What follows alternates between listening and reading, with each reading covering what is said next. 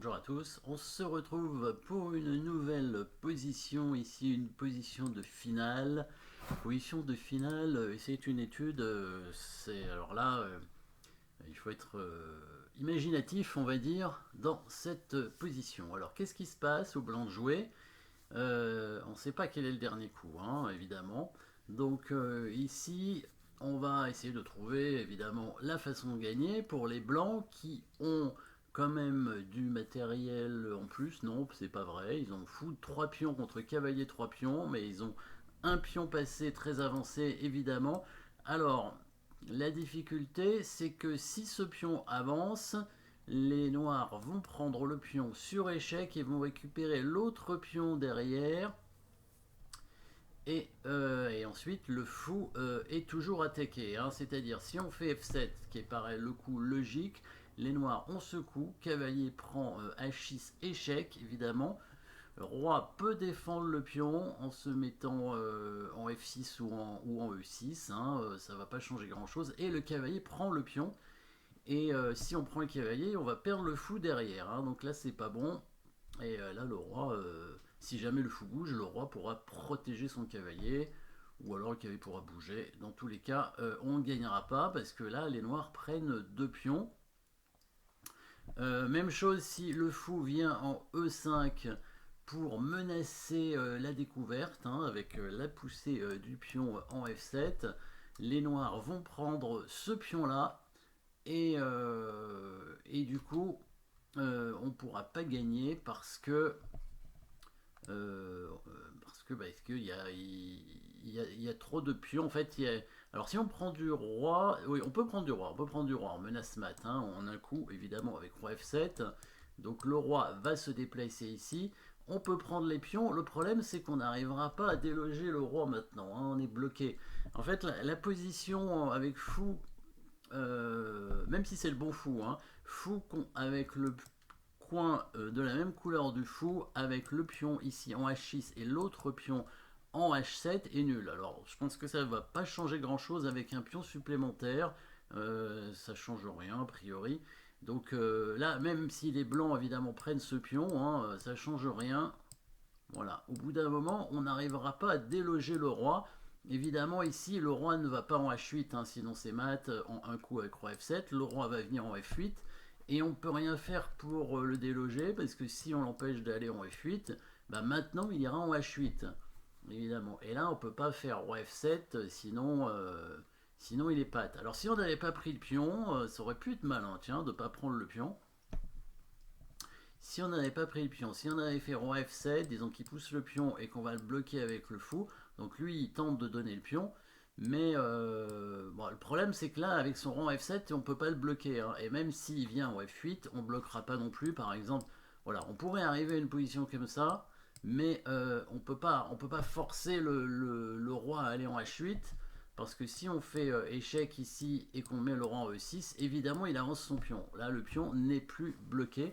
Il aurait fallu que le fou bloque le pion sur la diagonale de la case en F8, et même comme ça n'aurait pas suffi, parce qu'il aurait fallu quand même que euh, le roi blanc vienne en F7 au moment où le roi noir vient en H8. Et si le pion avait été bloqué, ça aurait été pat. Ici, évidemment, roi H8 n'est pas bon, parce qu'après roi F7, le pion avance et on peut le mater. Mais là, le pion avance tout de suite, évidemment, le roi ne peut pas aller en H7.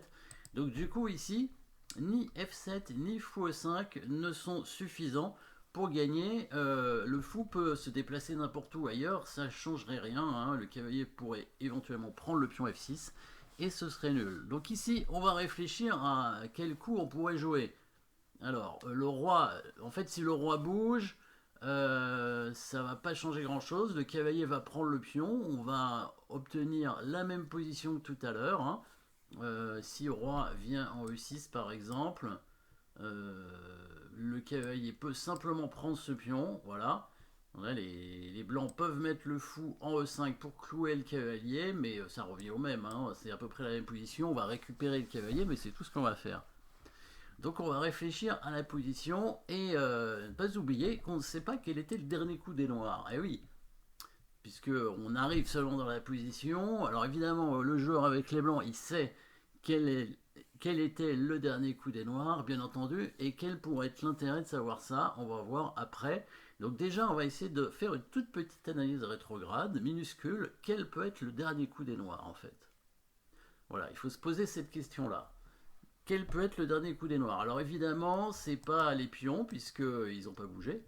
C'est pas le roi, parce que ça voudrait dire qu'il était en G7 auparavant, hein, c'est la seule case disponible, mais il aurait été mis en échec par 2 pions en même temps, ce qui n'est pas possible. Est-ce que le cavalier a pu bouger? En fait, le cavalier, c'est pareil.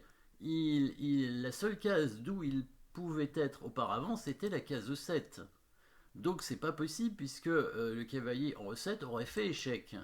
Hein, et en F6 et en H6, il est bloqué. Donc ni le cavalier, ni le roi, ni ces 2 pions. Donc c'est forcément ce pion-là qui a avancé. Sauf que ce pion-là, déjà il n'a pas pu prendre quelque chose, hein, puisque les 2 cases en F6 et H6 sont bloquées. Et ce pion ne pouvait pas venir de la case en G6 non plus, puisque sinon il y aurait eu échec. Ça veut dire quoi? Ça veut dire que le pion est venu de la case G7 et donc que le dernier coup des noirs, c'était un mauvais coup, je vous l'accorde, le dernier coup des noirs c'était bien G7, G5. Pas oublier que c'est une étude, hein, les joueurs ne jouent pas forcément, enfin l'adversaire ne joue pas forcément le bon coup avant, hein, évidemment. Hein, par contre après on part du principe qu'il joue les meilleurs coups quand même, parce que sinon c'est facile. Donc à partir de maintenant, après cette position-là, les blancs jouent et gagnent. Ils jouent de façon légale, ça veut dire que le coup auparavant des noirs devait aussi être légal.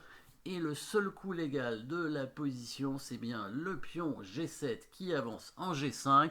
Ce qui nous permet quoi, évidemment, de faire un coup supplémentaire, évidemment, qu'on ne pouvait pas prévoir au départ, mais qu'on a découvert, puisque finalement on a réfléchi grâce à cette petite analyse rétrograde, le fait que la prise en passant, évidemment, est possible dans cette position, et c'est bien le seul coup gagnant de la position.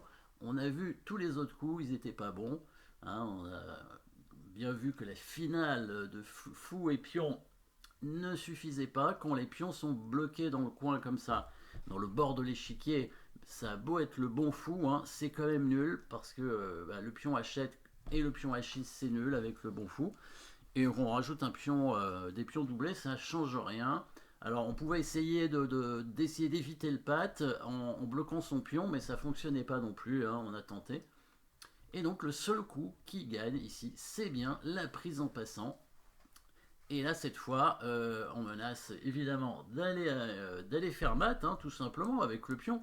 Donc là, s'il prend le pion comme ça, on va simplement, sur échec, hein, là, on va simplement reprendre le pion maintenant. Alors là, la différence, évidemment, c'est qu'il n'y a plus le pion ici, hein, en H7. Donc le pion H6 va pouvoir avancer. Donc là, déjà, il y a la menace de pousser le pion. Donc si jamais il prend le fou, on pousse le pion. Il peut faire échec, on décale le roi, par exemple, ici en F6. On peut éviter les échecs, effectivement, en venant en G5. On peut éviter les échecs, comme ça on menace de faire dame et il n'y a pas de patte puisque le pion évidemment peut avancer. Au prochain coup, le pion fait dame. S'il prend le pion ici en F6 avec le cavalier, on va bouger le fou, on va clouer le cavalier. Et il n'a pas de pion ici qui gêne le pion H6. Hein, donc là, cette fois, évidemment, c'est gagnant avec le bon fou qui contrôle la case du coin. Quel autre coup il peut jouer? Il peut prendre ce pion avec le cavalier ici en faisant échec. On décale le roi en attaquant le cavalier, très important. Et quand il prend le pion, on prend le cavalier pour pouvoir aller à dame avec le pion. Hein, parce que s'il prend le fou maintenant, il ne pourra pas arrêter le pion qui va à dame. Et s'il bouge son roi, évidemment, on va simplement bouger le fou. Hein, par exemple, on peut prendre le pion, hein, on peut prendre le pion tant qu'à faire. Le roi vient au F7, le roi revient défendre le pion, et évidemment, c'est gagnant très facilement. Hein, on a un fou de plus. Hein, que le fou contrôle ou pas la case de promotion, ça change rien. Hein. Là, c'est pas du tout un pion de la bande, bien sûr. Donc là, c'est gagnant, quoi qu'il arrive, avec n'importe quel fou. Est-ce qu'on a joué tous les coups? Oui, parce que s'il prend le fou, on a vu qu'il y avait le mat avec le pion qui avance. Donc ici, c'était un petit coup caché, vraiment, hein, un coup invisible, vraiment complètement invisible à trouver.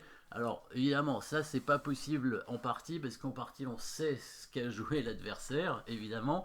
On sait qu'il a avancé son pion de nos cases, et on sait qu'on peut prendre en passant. Ici, le but, c'était de découvrir quel était le coup de l'adversaire pour pouvoir jouer le bon coup et le seul coup qu'il pouvait gagner. Donc, c'était vraiment une étude sur le thème invisible, on va dire. Voilà. Merci d'avoir suivi cette position. N'oubliez pas de vous abonner et à très bientôt.